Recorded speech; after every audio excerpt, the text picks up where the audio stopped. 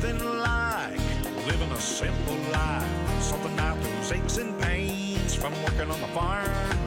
Hey guys, it's Eric, owner of Far Point Farms here in the mountains of North Carolina. Tonight I wanted to take a second to show this off. This was my Christmas present from my wife. This is a Dyna-Glo kerosene heater.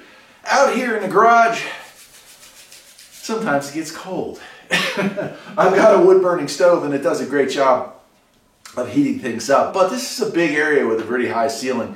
So a lot of times if I'm working over here in this bay, well, the heat just doesn't work very well, and I'll go over there and warm up my hands on the campfire, so to speak. But it's nice if I have something like this, or if I'm working on a unit over here, it'll keep me warmer, just radiating that heat out. Now, I've had a kerosene heater. In fact, here's a picture of it right here. And that thing is 15 years old. I've replaced the wick once, and it was due for another wick replacement.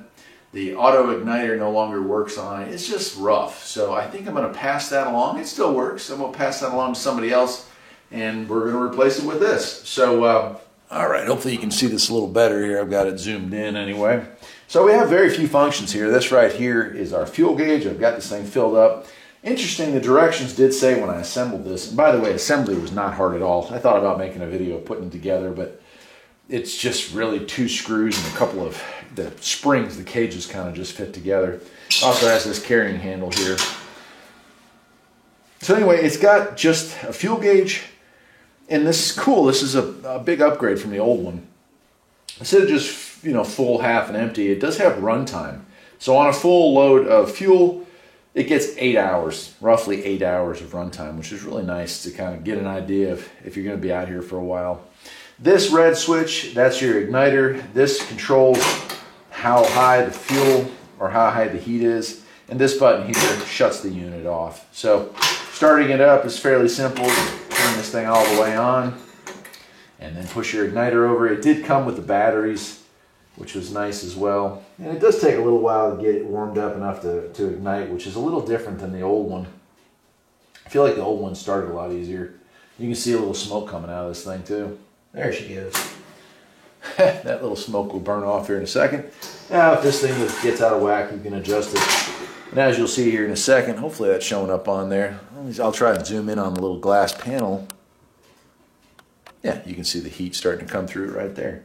And again, like I said, this is used to adjust the flame. And I usually put it maybe 3/4 of the way up. And that's all there is to it. A kerosene heater, it's going to give off some smoke. It's going to give off some smells. People do use these inside the house. If we had a power outage in the middle of winter, I wouldn't have a problem bringing this in and using it in here. But for a shop like this, it's absolutely perfect. Don't care. There's all kinds of weird smells out in any garage, you know, fuel and gas and oil and carb cleaner and everything else that goes with working on cars.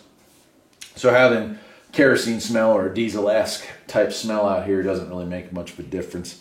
But anyway, I want to show it off. It's kind of cool. I don't know. I'll have the model number in the description. It's not written clearly on here anywhere, but it is a Dyna-Glo. And if you've never run across these, or if you've never known what they really work or how well they work, they're pretty efficient. I mean, this thing, I think it says it's good for about 1,000 square feet of living.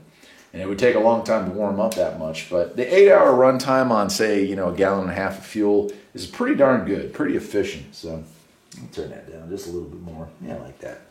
Anyway, that's it. I'm Eric, the owner of Far Point Farms. Just thought I'd show that off to you, let you know it existed and what it's capable of doing. I'll see you next time. Take care.